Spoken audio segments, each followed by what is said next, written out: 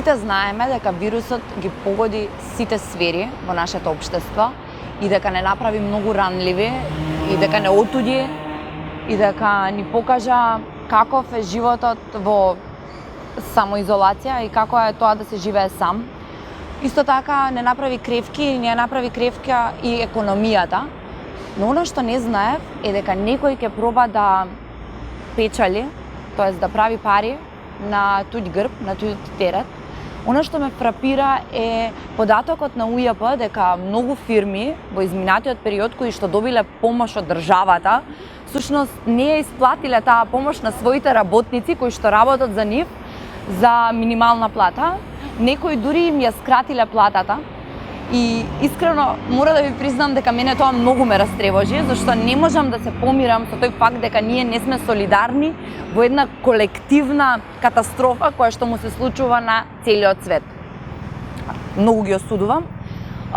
Не знам кои се тие фирми, но ако дознам сигурно нема да купувам нивни производи, зашто не можеш да им го кратиш лебот, да му го кратиш лебот на оној кој што ти го дава. Зашто тие луѓе работат и тие луѓе се трудат и тие луѓе треба да живеат нормален живот. Пред се зашто ја имаат заработено таа плата. Секој треба да го добива она што му следува. И ние се бориме за такво општество, за социјално општество во кој сите ќе сме еднакви.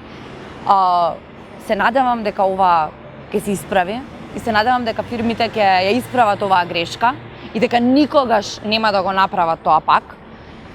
И дека ова ќе биде една голема лекција за сите големи компании, дека треба да го чуваат работникот, бидејќи навистина работникот е пред се, зашто ако тој не работи, фирмите нема да функционираат и ние нема да добиваме производи, а на крај на денот, ако работникот не зема плата, нема да ја троши таа плата и нема да циркулира економијата. Така што, дечки, сите заедно можеме да излеземе од оваа економска криза и ајде малку да се почитуваме повеќе едни со други и да ја покажеме солидарноста на дело.